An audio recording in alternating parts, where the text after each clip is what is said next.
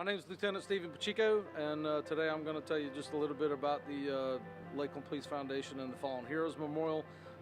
We began this project in and around December, I believe, of 2015. At the time that the memorial began with the planning for the memorial, we started different ideas, sat around as a group with the foundation, basically brainstorming how we could raise money to build the memorial. We began with an idea of having a 5K race, which really snowballed after a little bit, and we began fundraising efforts to try to start holding the 5K race. We got in touch with Fitnitch, who is a Lakeland local business, who helped us organize the race. And once he was secured and decided to help us with the race, we then began reaching out to local businesses in the city of Lakeland to try to help us with the fundraising. We had a lot of businesses in the city of Lakeland that at the beginning of that stepped up. Lakeland Electric, of course. We had 97 Country, the radio station, that really helped us with a lot of advertising. Ledger. Come on, guys. Good morning. Good morning. I promise y'all won't take long. I just want to tell you that on behalf of the city of Lakeland, the Lakeland Police Department, we're incredibly humbled by the amount of people that came out for this inaugural race. It's in remembrance of not only those officers that have given the sacrifice for the city of Lakeland, but across our nation. It's also for the families that they've left behind and that they will carry on their memory. I'll tell you, I get emotional about this stuff when I think about cops that have died in the line of duty. And I can't tell you what it means to me as the police chief to see all of y'all out here this morning. So thank you very much for taking the time on a Saturday to come and join with us. Have a great race. I hope you all set PRs. Thank you so very much. Have a great morning.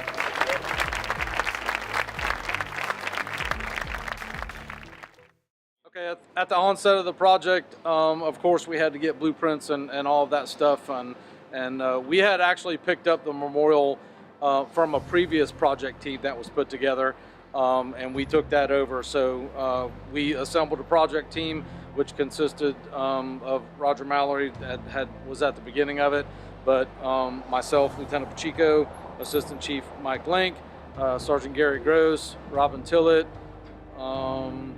Captain Hans Lehman, Detective Jamie Henderson was on there, Evelyn Barazuda helped us, and together we began meeting and planning not only the 5K race, which was fundraising, but also different events that we could go in the city, like First Friday and some other races that we actually appeared at to try to get the word out about the memorial and to raise funds for the memorial. The project team was also responsible for the actual planning and construction of the memorial and different things, different aspects of the memorial that we wanted to do with regards to the lighted badge and the statue and all of the things that we wanted to include in the memorial. The department is making a plea for help to fund its Fallen Heroes Memorial. The $300,000 project pays tribute to the 5 fallen Lakeland police officers, including Officer Arnolfo Crispin, who were killed in the line of duty. Crispin died 5 years ago. A life-size sculpture of an honor guard member will look over the 5 names of the fallen officers. So far, LPD has raised $50 grand for that project. Those who donate $100 or more will get an engraved brick in that memorial. Was killed in the last couple of weeks around the country, and never so more important today that we pay respect to those officers that gave their lives. Lakeland Police hope to have the project unveiled in time for the 5-year mark of Officer Crispin's death, which is this December. Plans for the memorial park began to be formed, at least as visions in our head. And then once we received the money necessary to build the park, we began getting we got 3 quotations from 3 different construction companies around the area here in Lakeland to do the work, and we looked at those and compared them. We chose Miller Construction as the contractor we wanted to utilize as the general contractor. We had reviewed various designs for the park. We thought that the Hardeman Kempton over in Tampa landscape architects would be the best option to use for the actual design of the park. So we entered into contracts with, I worked with Miller and with Hardeman Kempton to create contracts. The Miller contract is 25 pages of very, very fine print. Hours and hours and hours of work. Drafting, redrafting, negotiating, working through the details with Corey Miller, the owner of Miller Construction. Same thing with Hardeman Kempton, working with Ted Kempton, one of the principals in that corporation, for a landscape architect. That's another many-page contract that we had to develop.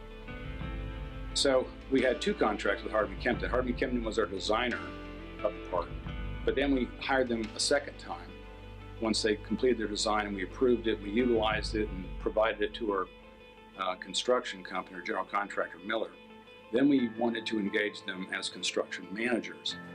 And the purpose of that, of course, the board was very keen on and interested in, our Lakeland Police Foundation board was very keen on having some expert management of the construction of the park. So we thought, who better than the designer themselves to make sure of that, and they also perform that service, fairly routinely for other entities.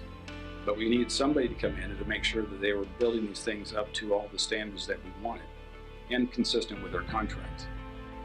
But since none of us at the Lakeland Police Department are engineers, or construction people, we really needed the expertise of Hardeman Kempton to come in.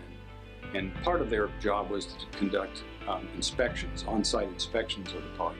There have been a total of 11 required in a final inspection, where usually Ted Kempton, I don't think it's been an exception, it's always been Ted Kempton who would come here, the actual principal in Hardeman Kempton, do the inspection of the construction as it was progressing, and then sign off telling us that everything was at that point, consistent with the plans and designs and so on.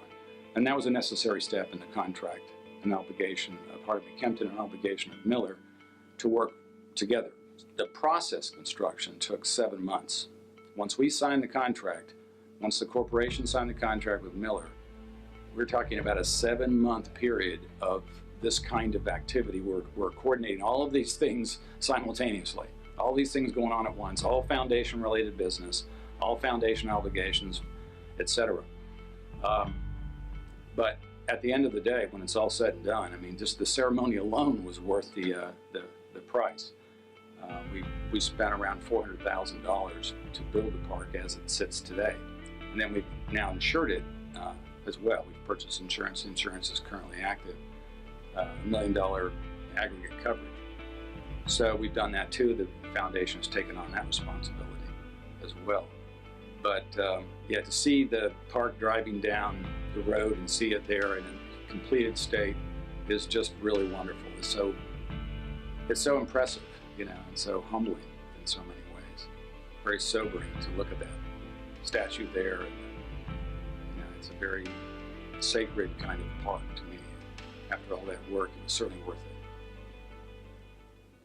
it. I was approached by two individuals at the department, Gary Gross and Hans Lehman, and they requested that I, if it was possible, to be able to do the artwork for the memorial, because the photographs of some of the officers were not printable or art worthy to be able to go through production. So I had to enlarge them, make some changes. I didn't know some of the officers. I knew Officer Crispin, so I knew his family would really appreciate the portrait that I did of their child out there, and also for the department. I hope I achieved that. One challenge was some of the photos that I was given are very small, and they're 85 years old. The grain, if you enlarge them, it's very grainy. You can't get the detail. That was one of the challenges, is why they approached me to do this as a form of artwork instead of using the photographs. Also, I had to turn one officer's, the only photo they had of him, he was looking to the side, so I had to turn him face on. One of the challenges I had was with the photographs that I was using, I couldn't see the detail in the badges and the insignias. So I requested if we could locate a badge from the time frame. Sergeant Gross was able to come up with the badge for me, and I was able to put the insignia on the hat. We didn't use the badges on the chest, so I basically just needed it for the hat. This is Mike Link from the Lakeland Police Department, Assistant Chief with the Police Department, and wanted to tell you about the Fallen Heroes Memorial. First effort obviously was to do fundraising efforts because we had limited funds that were sitting there for us to build a memorial. So that was the main focus and goal of the project team in and of itself, beyond designing and getting the renderings for the memorial. We started our efforts by doing a 5K run with the community, which raised several $1,000s, and we also reached out to the Lakeland Association Realtors, who assisted us. They provided a golf tournament for us. We did some presentations with the Lakeland Association Realtors to kind of give them an idea of what the memorial was going to look like. Our goal as far as raising funds, so they were generous enough to put on a golf tournament for us here in the city of Lakeland, and ultimately were able to donate over $25,000 to the efforts to build the memorial here at the Lakeland Police Department. We had a projection of cost to build the memorial in the neighborhood of $270,000, but initially we had to come up with some funding to get architectural renderings and some other things out of the way, which came to a sum of approximately $20,000, which the Lakeland Police Department and City of Lakeland were kind enough to help us out to fund those efforts. That kind of put us in motion. We were able to do some other fundraising efforts where, as a project team, we were able to raise in the neighborhood of approximately $100,000 to get the memorial fund going in the right direction. So that left us, approximately $170,000 left to do fundraising efforts on, which was a long road to hoe, if you really think about it. As we got closer in, going further into the year in fundraising efforts, we were definitely surprised when a person came forward and made an anonymous donation of $1 million to the Fallen Heroes Memorial to help get it built, which catapulted us fast forward and created a timeline that we weren't ready for, really, to actually start building the memorial, which was a blessing, really it was, to actually get that anonymous donation to help us get this moving forward at a much quicker pace than we originally thought. We were able to get it going. We started working on the memorial and getting the final plans in place.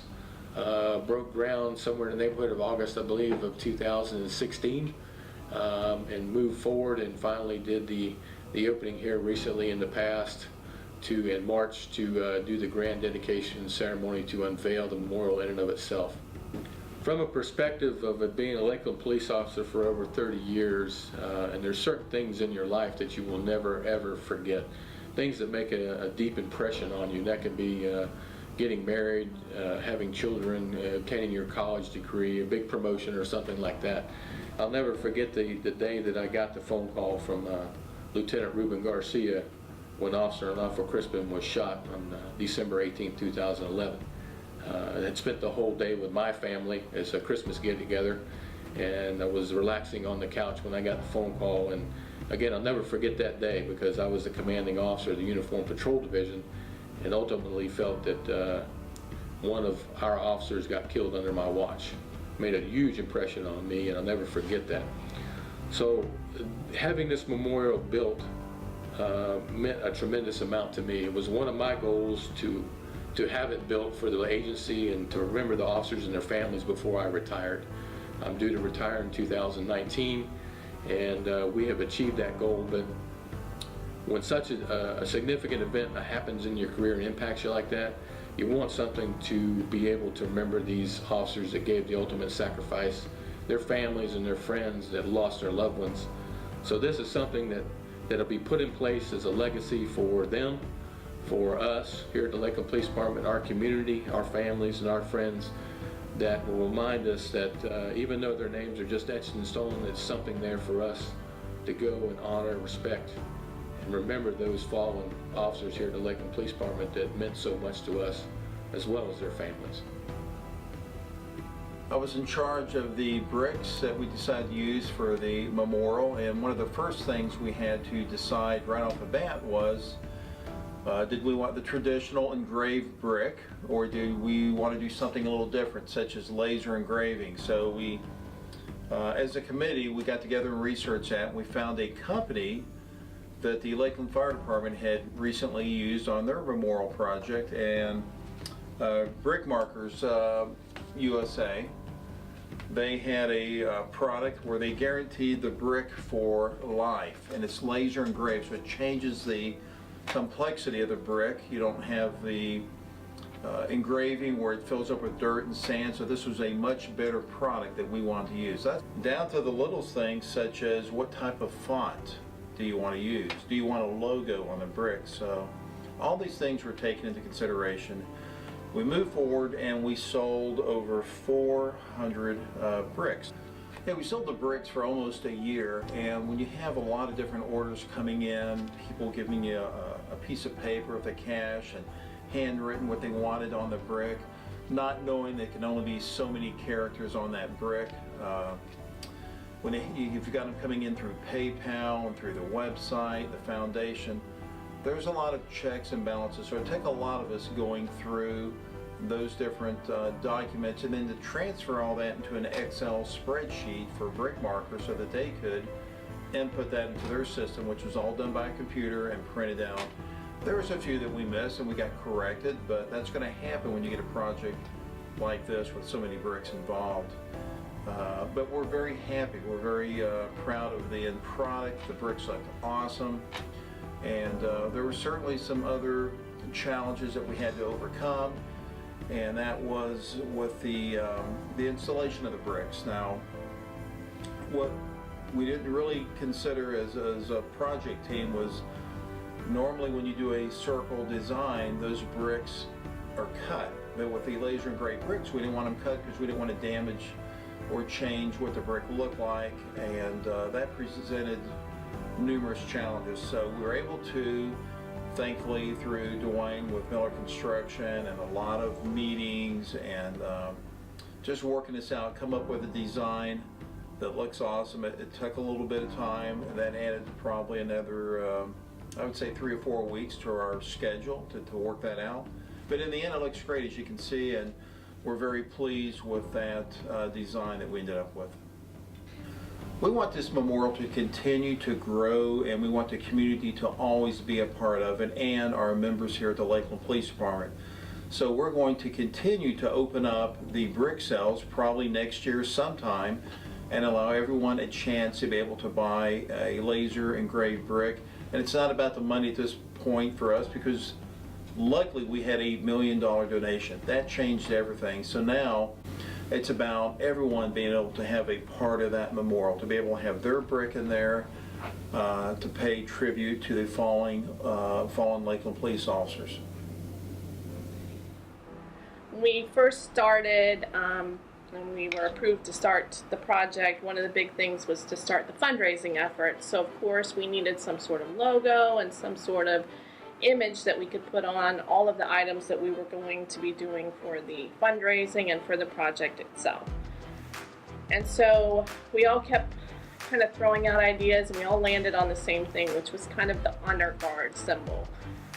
We knew we wanted an honor guard statue in the park, and so we thought, what better to use for the marketing materials, fundraising items. So we actually enlisted a couple of our actual honor guard members to help with that. We had Dustin Betts, who came in. We photographed him for all of the pre-marketing, the brochures, the banners, anything that you saw originally for the project had his image on it. And then we went a step further when it came time to actually send the artist renderings to start sculpting from. We enlisted J.R. West, who's one of our neighborhood liaison officers, to come in. We actually photographed him from head to toe, sent all of the photos up to the sculptor, and she actually used those to mold the sculpture that you see out in the memorial. One of the big fundraising efforts was the 5K that we had last year. And so again, we used that same symbol of the honor guard on the medals, the fundraising kits, the t-shirts, again, for the consistency of that image of honor and respect that the Honor Guard brings to a project. When you look at anybody that's got race shirts on and the medals that they won, they all had that same symbol. We had challenge coins made, tote bags made, and pretty much everything that we've done for the project has that same symbol on there. One of the feature elements in the memorial is the glass badge artwork that sits atop a granite platform. That was one of the items that we really had to put a lot of artistic efforts in there because we wanted it to be as close as possible to the exact replica of the current badge worn by our officers. We actually enlisted Blackington to send us as close to scale as they could the image of our badge, and we had to do a lot of tweaking from there to get the right images for the Creative Sandblasting Company in Plant City. So when you go out in the memorial and you actually see the badge and the bevels and the depth and the carving, it's quite an intricate process that they do, and where they're actually continuing to carve into the glass to get those different depths that you might see. I think looking back on the project, it's one that I will be forever proud that I had the opportunity to work on. I think the memorial represents, obviously, that we are thinking of these 5 officers who made the ultimate sacrifice and their families, but I also think of the men and women that serve every day. And so while the memorial does have the reflection for those who gave so much, I think it's also a time to go out there and reflect for the service that we get every day.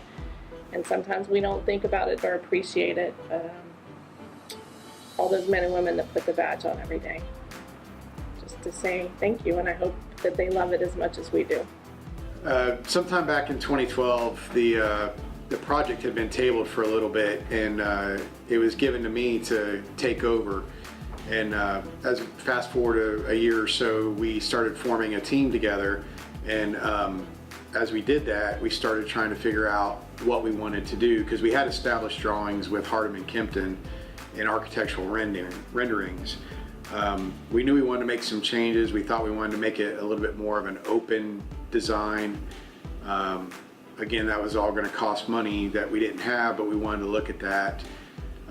We got wind of Hillsborough County Sheriff's Office Memorial and how it was set up, and so we kind of did a field trip and went over there to look at it, and immediately I think the whole group really liked the way the sculpture was, because it was a painted sculpture versus the traditional all bronze sculpture, and we really liked the design of how the panels were on the memorial there. So we kind of took all that back and came back and kind of did some freehand drawings to figure out what we wanted, and we were able to start kicking off the project with the City of Lakeland kicking in some funds to get those drawings started, and then we had some donors that donated enough money, and we got all those renderings done, and it started the steamrolling for the rest of the project. The $1 million donation was a game changer for the team and for the foundation of the department. We now could push forward and act faster and quicker. The donations that we had received and funding that we had received prior to that had the drawings, the 90% drawings done. What that donation did is it allowed us to spur everything forward tremendously. Because before that we were doing the Fallen Heroes 5K and various sorts of fundraisers, but that was going to take a long time to get to the estimated $350,000 that we believed it was going to take to get it finished. As far as the sculpture goes, you know, if you've seen it, it's a rendering of an Honor Guard member standing watch over the five fallen names. That is the position that we are in when we post casket at a line of duty death, and that's what we wanted to symbolize, that we were standing watch over our 5 fallen names. Being on Honor Guard for almost 20 years and being in charge of it, that was kind of the personal attachment I had to the whole memorial, was wanting to get that sculpture right. And Hillsborough County Sheriff's Office provided us the name of the sculptor, Becky Alt, out of Lancaster, Pennsylvania. She actually flew down and met with us, and we started our initial meetings. to figure out what we wanted, because that was a big piece of the puzzle, and it was a sizable expense to the memorial. We figured all that out, and for her to start the clay molding parts of it, we actually suited up one of our honor guard members and part of the project team, and Robin Tillett photographed him in his full dress blue uniform. Every different angle you could think of, we photographed, and we probably sent over 100 pictures to Becky, the sculptor, and we also sent her a full honor guard uniform, including the badge, hat, coat, pants, shoes. So she had a full uniform. She could dress a mannequin up there as well. So she started doing the clay molding. During the clay molding process, she sent us tons of photos on it, and we would look at it as a project team. And we did some more chiseling of the face, and we straightened out the legs because it had too many wrinkles in the pants, and just little things like that we worked at till we got it right. And then once we got that, it went into the molding phase for the bronze finishing. The detail on that sculpture is exactly how we wear that uniform. The buttons on our coats are gold with a P for police on them. The badge we wear is unique to any badge in the department because we have a two-tone badge, honor guard badge, and she took all that detail, even up to the state of Florida seal on our badge, and made that detail on there. The patch, if you go look at it, the eagle on our patch looks like the regular eagle on our department issued patch. So everything that is on that uniform that she sculpted, she had in her hands to be able to look at to sculpt it. Another neat feature on that sculpture is the name tag, and I encourage everybody to look at that because the nameplate or name on that name tag is A Hero. And Becky actually came up with that, and we didn't really have an idea of what we wanted to put on there, whether we put honor guard or what, but she came up with it in the drawings, and we really liked it. I really liked it because it's another symbol of that honor guard member standing watch over those 5 fallen names. So that's where that came from, and again, it's gold plated around it with the black fills, so it really stands out on the uniform. Talking about seeing the memorial every day now that it's done, it's for so long that fence was up and we had a few construction delays, and we were really trying to get things done on it, and there was, we all worked on that long hours in addition to our normal duties, had a ton of meetings on it.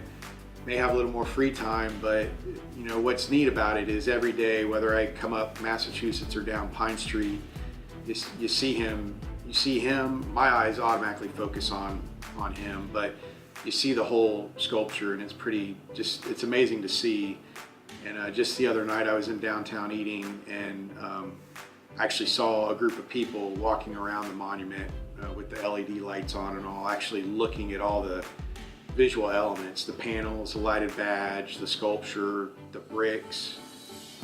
So just seeing people in there looking at all those elements, to me, is probably the most rewarding thing at the end of it. And it's going to leave a legacy for our agency as well. Well, starting out with the project, of course, your first point is to negotiate the contract, and once that's complete, then it comes down to getting your subcontractor bids and then lining everyone up, putting a schedule together of how to execute the project from start to finish, and then anticipate some changes along the way and challenges, just like with any project. When I found out that I was going to be doing this project, I personally have never done a memorial before, but was very excited about it because it's special to me because of what it represents and who it represents, and then for the officers that are fallen, and as well as those that serve still today. The monument itself, just the amount of work and specialization that went into just forming the concrete that you don't even see because of the granite and the statue and other features, just to create the base that all of that sets on is very intricate. It's basically an exoskeleton type of form that takes a lot of time and expertise to be able to do that, we have a subcontractor that did a very, very good job on that, and that enabled us to put the finishes on it that you see today. We're preparing for the statue to show up the week prior, and then of course the day of. And the worries about whether or not the template that we had received and worked on was going to match when the statue was set into place, and knowing whether or not it was going to line up. So it was a tremendous feeling to see as the statue came down over top of, we're fighting light poles and the crane and different people and over top of trees. And then when you see it finally, it lands and it's perfect, everything fit perfect. It was a very good feeling knowing that the plan we had put in place and followed through to the end worked out just as planned. Project team altogether, probably we had somewhere in the neighborhood of over 20 subcontractors and vendors involved in the project, starting from the guys who came in and demoed the trees out and the grass, and then put the underground utilities in and moved utilities, fire lines, and then to concrete guys, electricians, brick paving guys, all the things that you see, the landscaping, and then some of the things you don't see, the lighting control systems and things of that nature, the tree grates, the bollards, the lights on top of the bollards, all those things were, even as far as the skateboard deterrents that are on the wall now, all little things that a lot of these things originally not thought of at the beginning, even as we started the project, but that were added to it along the way.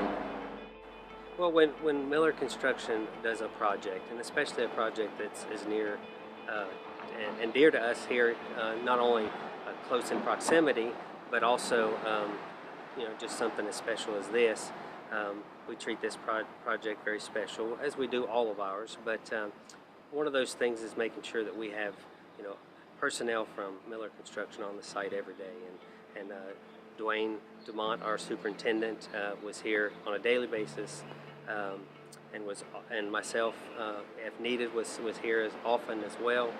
And of course we scheduled meetings in the beginning to make sure that we had our bi-weekly meetings and even weekly meetings if necessary, and some impromptu meetings when decisions were needed to be made.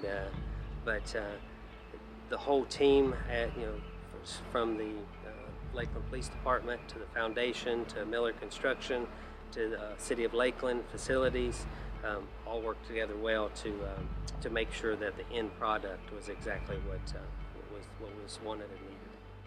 I look at the memorial now, there's of course a sense of pride, but there's also a sense of loss when you think of what it represents and who it represents, and but ultimately a sense of pride, and then a sense of remembering what the officers have given. They've given their lives for the safety of those here in Lakeland, and something we appreciate very much, and very, very close to me. I would recommend if you visit the site to take a minute and stand on near the center brick in the monument, and as you look at the monument, speak to it, and then see if it speaks back to you. First Friday. When we began the Fallen Heroes Memorial Project, we were in the beginning stages for doing fundraising and trying to raise the money that we thought we were going to need for the construction of the memorial. So at the beginning of the project, we decided to attend a couple of First Fridays, which is a Lakeland City sponsored event downtown, and we decided to utilize that event, number one, to get the message out about the Fallen Heroes Memorial Project, and number two, to try to use it as a fundraiser. Well, when we were designing the Fallen Heroes Memorial, the foundation, of course, is all bricks, and we had the other program where we had the laser engraved bricks that we did as a donation item that people were able to get their names laser engraved on the bricks. But we had the piece that transitions from the actual driveway of the police department to the memorial foundation where the bricks are at, and there was a section there that we needed to put something in. So the project committee met, and we decided to use that space to pretty much convey what the values of our department were, which tied right into the memorial and the reason that we were constructing the memorial to begin with, and that was to remember the officers that have died in the line of duty that came before us. So we decided on using inlaid granite that would be etched with the wording of our Lakeland Police Department values, which are respect, integrity, teamwork, and excellence. And those words are inscribed in the granite, which was laid, and the granite is about, I think, 12 or 14 or 16 inches, maybe a little bit larger in width, and it stretches the entire midsection of the Fallen Heroes Memorial. So as you transition and you walk up to the memorial and you walk from the driveway onto the bricks of the Fallen Heroes Memorial, you walk over those values, and we thought that that was a great visual for people to see, not only our employees, but any citizen that came to visit the memorial, that they would see that our values are inlaid and what we try to operate by every day as we protect the citizens of Lakeland. In our police academy here, or in our mini academy at the Lakeland Police Department, we used to ask this to every candidate that came in, that got hired by the police department: what does the badge mean to you? We used to have them write an essay about that, and we got a lot of different descriptions of what new officers thought that the badge meant to them. Most of the time when you ask a police officer what the badge means to them, it's that object, when we place that on our uniform, pretty much signifies the reason that we become police officers. And it is the object of truth and justice, and it signifies our authority to enforce the law, and which gives us the authority to protect the citizens of this city. So that object, that lit piece of glass that's mounted on that monument in the Police Fallen Heroes Memorial, I think pretty much signifies that the sacrifice and the devotion and the dedication that every individual officer is willing to give for the citizens of this city, that they will lay down their life and give their life, if so needed, to protect the citizens of the city. And that's the oath of office that they take when they become police officers. And that badge lit up, beside the Fallen Heroes statue and the 5 fallen officers' names that are on that monument today, pretty much signifies that that's the oath of office that they took. And unfortunately for us, those 5 officers that their names are on the memorial today had to give their lives. And when everybody visits that memorial, we hope that they recognize that that's what their sacrifice was about.